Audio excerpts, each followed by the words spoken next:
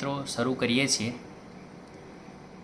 પ્રકરણ એકની અંદર વિદ્યુતભાર અને વિદ્યુત ક્ષેત્રની અંદર ખાસ અગત્યના ટૉપિકો અને શરૂઆતથી આપણે એના વિશે જાણવાનો પ્રયત્ન કરીશું. સૌપ્રથમ વિદ્યુતભાર વિશેની માહિતી આપીશ તમને. વિદ્યુતભાર એટલે શું?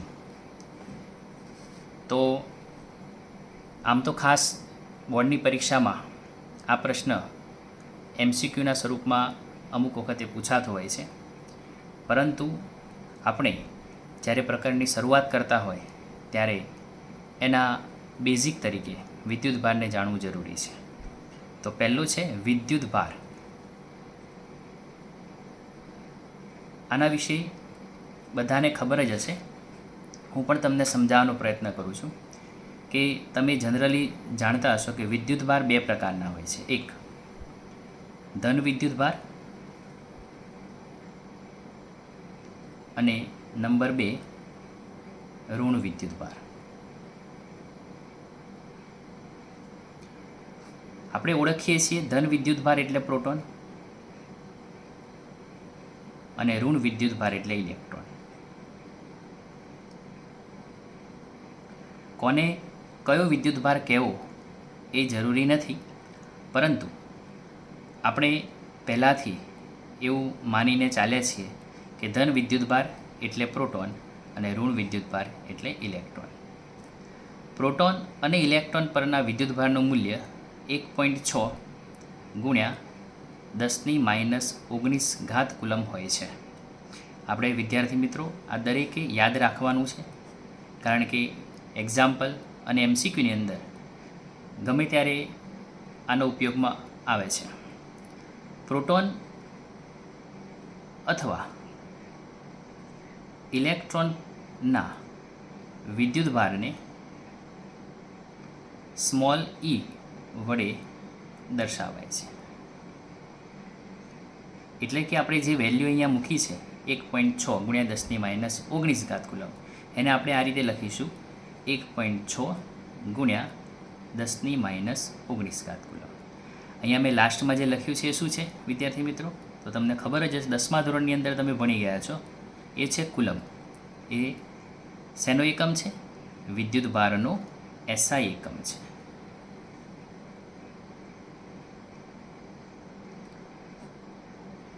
હવે વિદ્યુતભાર વિશે આગળ થોડી વાત કરીએ તો એવું માનવામાં આવે છે કે આધુનિક સંશોધનો પ્રમાણે વિદ્યુતભાર એટલે કે પ્રોટોન અને ઇલેક્ટ્રોન, બરાબર, એ તો કોઈ પણ પરમાણુની અંદર જોવા મળે છે, પણ પરમાણુના ન્યુક્લિયસમાં મોટાભાગે શું હોય છે? તો કે પ્રોટોન અને ન્યુટ્રોન હોય છે.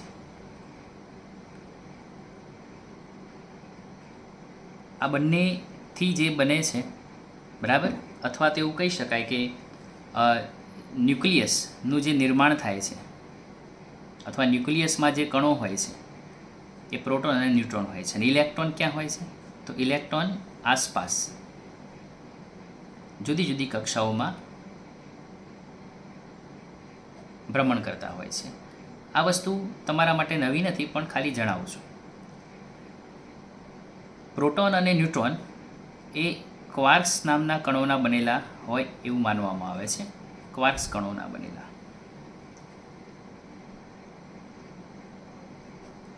વિદ્યાર્થી મિત્રો, ક્વાર્ક્સ કુલ 6 પ્રકારના છે, પરંતુ આપણે ટેક્સ્ટબુકની અંદર ક્વાર્ક્સ કણોની માહિતી પણ કાઢી નાખી છે. છતાં પણ આપણે 6 પ્રકાર જે આપેલા છે એના વિશે આપણે બહુ ફોકસ નહીં કરીએ. માત્ર 2 પ્રકાર વિશે જે ખાસ આપેલું હોય છે કે ટોપ, આમ તો અપ ક્વાર્ક્સ, અને બીજો પ્રકાર આપ્યો છે ડાઉન ક્વાર્ક્સ.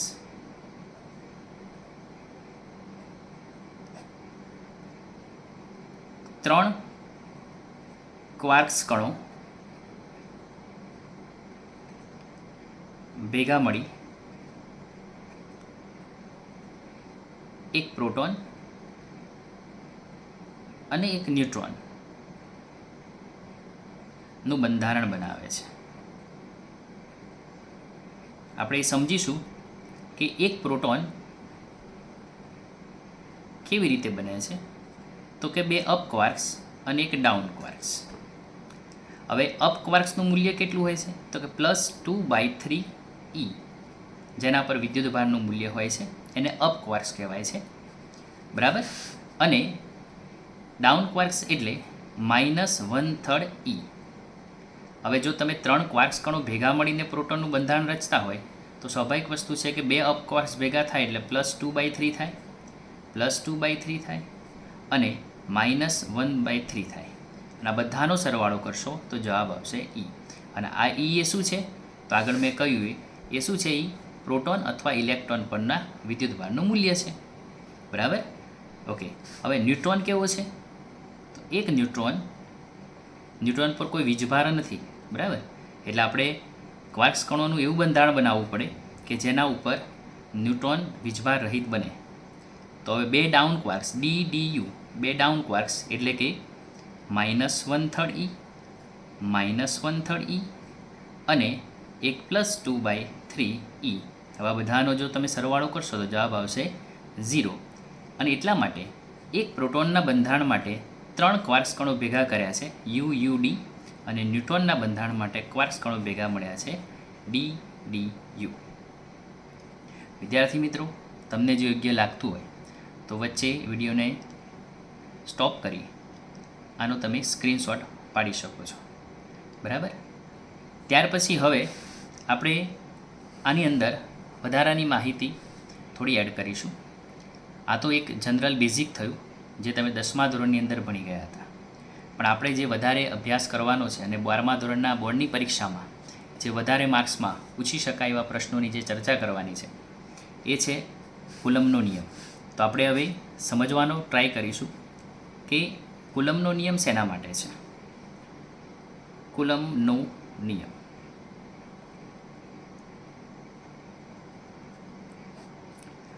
કુલમ્બનો નિયમ વિદ્યાર્થી મિત્રો તમને ખબર જ હશે. 10મા ધોરણની અંદર તમે એના વિશે થોડી માહિતી મેળવી છે કે કોઈ એક વિદ્યુતભાર હોય, વિદ્યુતભારને 2 રીતે દર્શાવવામાં આવે છે, એક સ્મોલ q અને અમુક સંજોગોમાં કેપિટલ Q વડે પણ દર્શાવીએ છીએ. તો કુલમ્બે આ નિયમ શેના માટે આપ્યો છે કે 2 વિદ્યુતભારો હોય, એક વિદ્યુતભાર અહીંયા મૂક્યો હોય અને બીજો વિદ્યુતભાર અહીંયા મૂક્યો હોય, તો આ જે વિદ્યુતભાર છે એ બીજા વિદ્યુતભાર ઉપર બળ લગાડે છે. એ કેટલું બળ લગાડે છે એ બળ શોધવા માટે કુલમ્બે નિયમ આપ્યો છે, બળનું મૂલ્ય શોધવા માટે. અને કયા બળનું મૂલ્ય, તો કે વિદ્યુતીય બળ.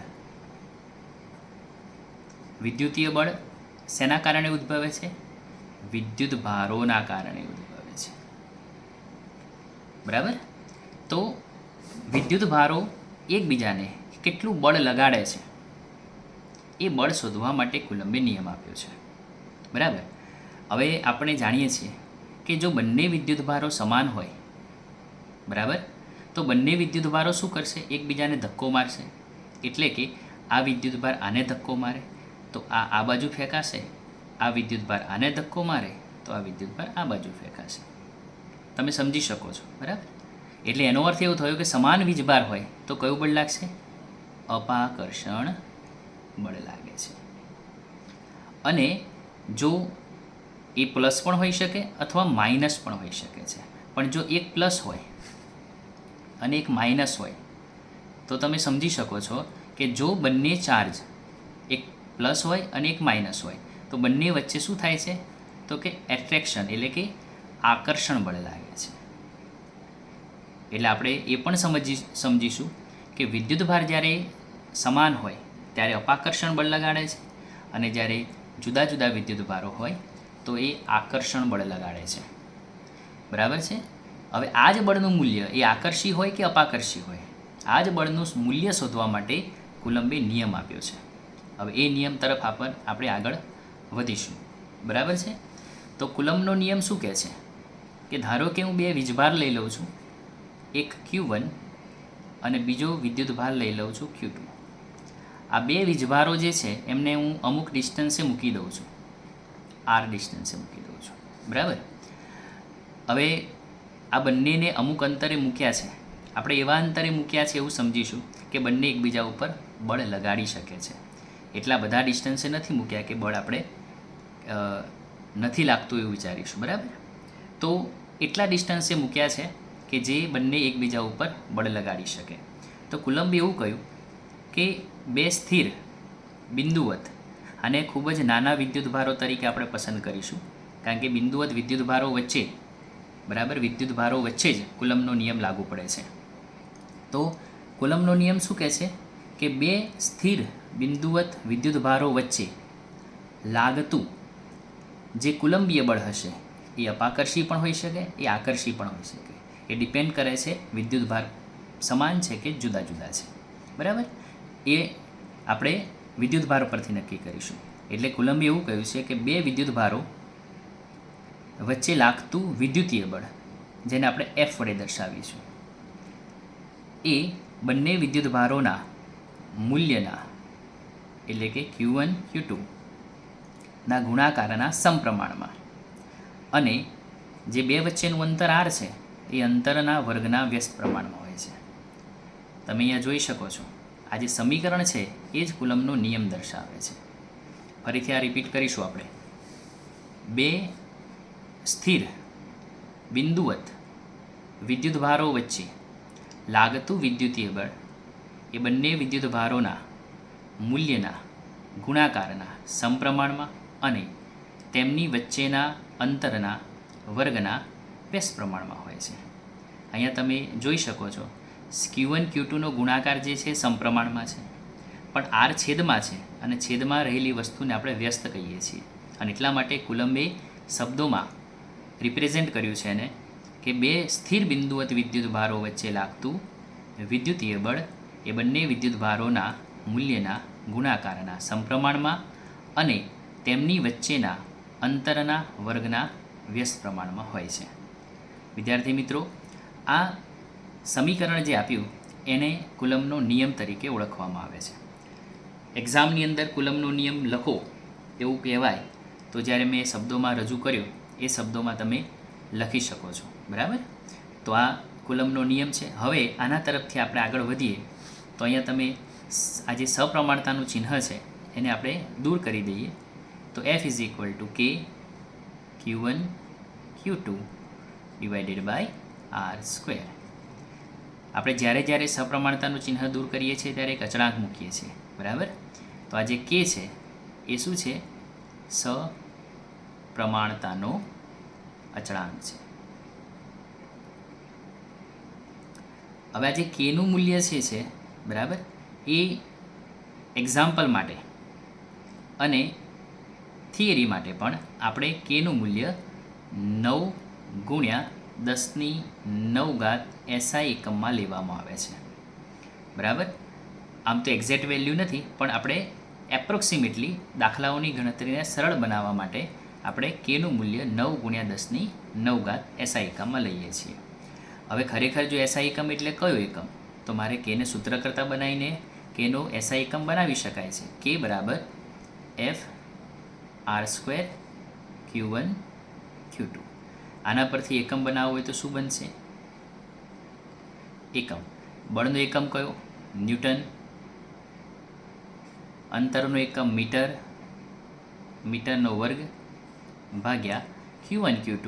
Q1 Q2નો વિદ્યુતભારનો એકમ કુલમ છે, આપણે શરૂઆતમાં જ કહ્યું હતું, તો કુલમનો વર્ગ, કારણ કે ગુણાકાર છે. તો આના પરથી લખીશું ન્યૂટનની સંજ્ઞા n, આની સંજ્ઞા મીટર સ્ક્વેર, અને ભાગ્યા કુલમ સ્ક્વેર છે અને આપણે અંશમાં લઈએ તો માઇનસ થશે, કુલમ -2. તો SI એકમમાં જે મૂલ્ય લખ્યું છે Kનું એ આપણે આ રીતે પણ લખી શકીએ કે 9 ગુણ્યા 10⁹ ન્યૂટન મીટરનો વર્ગ કુલમ -2. વિદ્યાર્થી મિત્રો, અહીંયા તમે સ્ક્રીનશોટ લઈ અને તમે મટીરિયલ તરીકે આનો યુઝ કરી શકો છો, બરાબર. હવે મારે Kનું પારિમાણિક સૂત્ર બનાવવું છે. એક્ઝામની અંદર સપ્રમાણતાનો અચળાંક K અને એનું જો પારિમાણિક સૂત્ર બનાવવું હોય તો પણ બની શકે છે, બરાબર. પરંતુ આપણે આગળ વધીએ કુલમ્બના નિયમ તરફ. હવે આગળ વધીએ તો એફ ઇઝ ઇક્વલ ટુ કે Q1 Q2 અપન આર સ્ક્વેર. હવે આપણે અહીંયા ધ્યાન રાખીશું કે કુલમ્બે જ્યારે આ નિયમ આપ્યો ત્યારે એ સ્પષ્ટ હતું કે બે વિદ્યુતભારો વચ્ચે જે બળ લાગે છે એને આપણે વિદ્યુતીય બળ તરીકે ઓળખીશું. અને કઈ બાબત પર આધાર રાખે છે તો કે Q1 Q2 એટલે કે વિદ્યુતભાર ઉપર અને અંતર ઉપર આધાર રાખે છે. પણ આગળ જઈને જ્યારે ખ્યાલ આવ્યો કે ખરેખર તો આ બળનું મૂલ્ય જે છે એ આટલી જ બાબતો પર આધાર રાખતું નથી, કારણ કે વિદ્યુતભારો તો કોઈ માધ્યમમાં પણ હોઈ શકે છે અને શૂન્ય અવકાશમાં પણ હોઈ શકે છે. એટલે આ નિયમને થોડો મોડિફાઈ કર્યો અને એવું જણાવવામાં આવ્યું કે આપણે જો જ્યારે શૂન્ય અવકાશમાં બે વિદ્યુતભારો હોય, શૂન્ય અવકાશ એટલે કે હવામાં,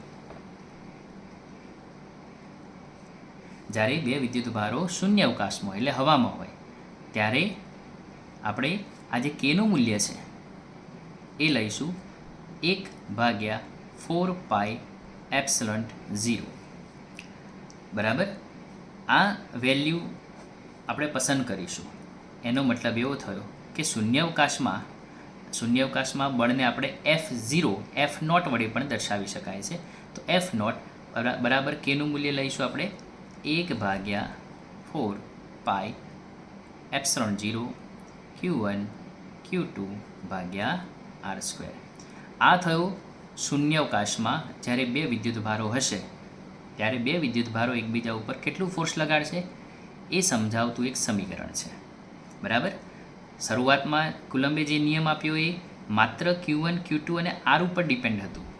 હવે શું થયું તો કુલમ્બે સુધારો કર્યો અને એવું કહ્યું કે ભાઈ બે વિદ્યુતભારો શૂન્ય અવકાશમાં હશે ત્યારે આપણે કે નહીં લખીશું, આપણે કેનું મૂલ્ય લખીશું 1/4πε0.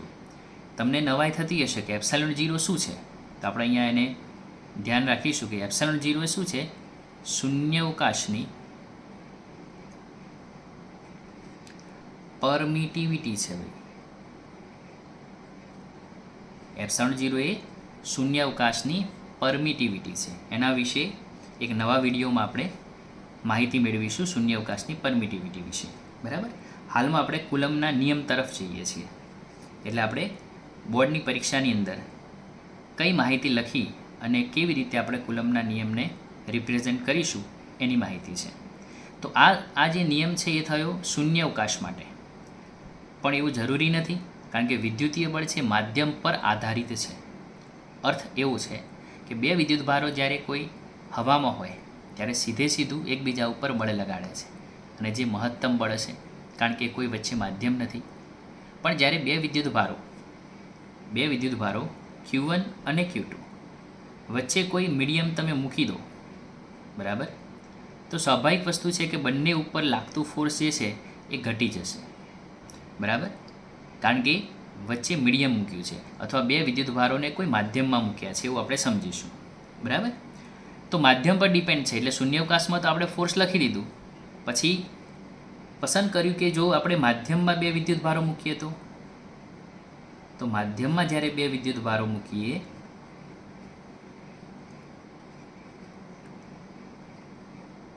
ત્યારે શું કરીશું આપણે, તો ત્યારે એફ કેનું જે મૂલ્ય છે એ 1/4πε લઈશું.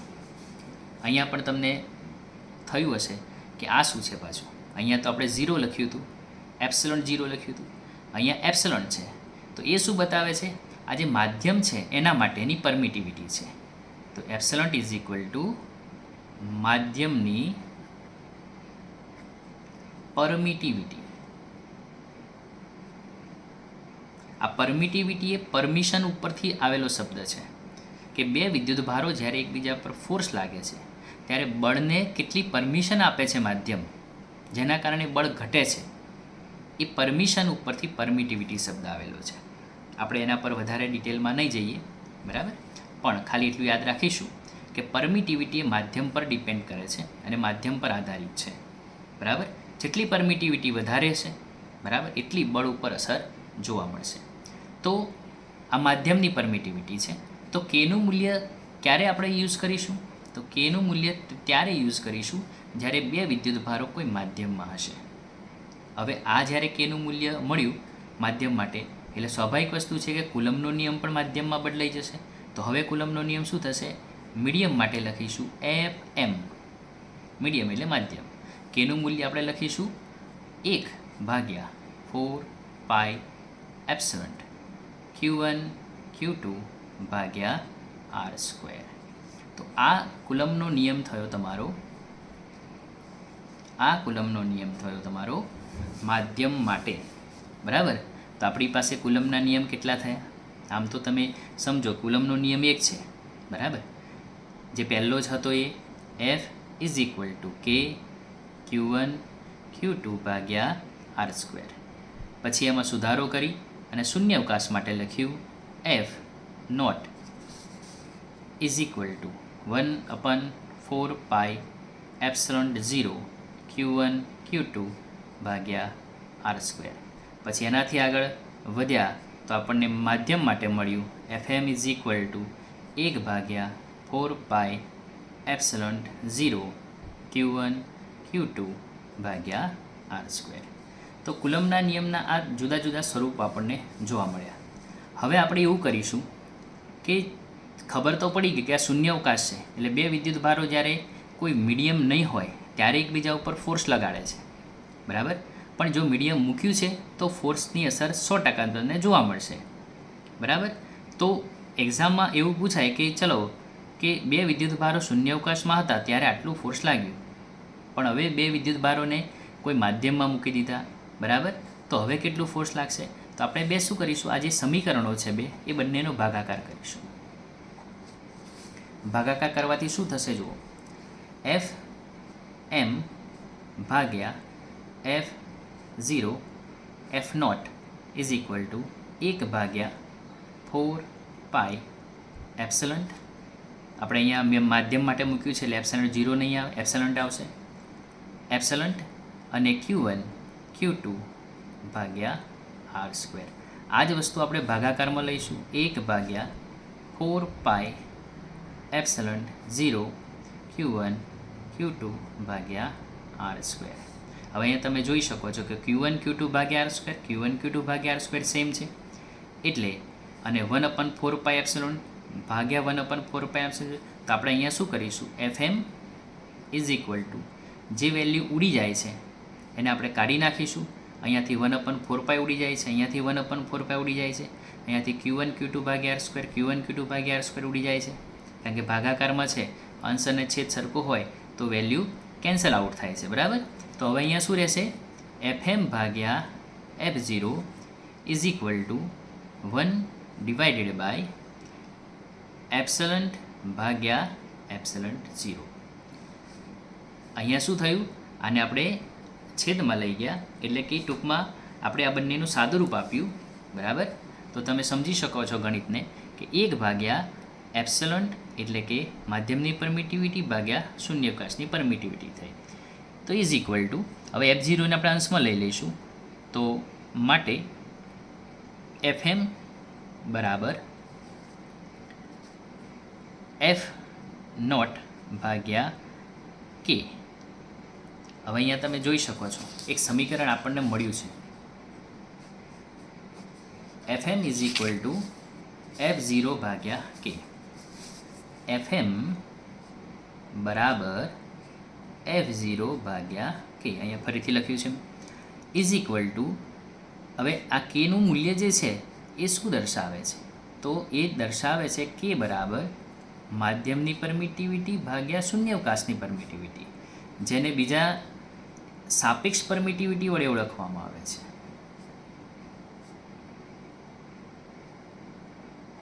અને આ જે કે લખ્યો છે એને માધ્યમનો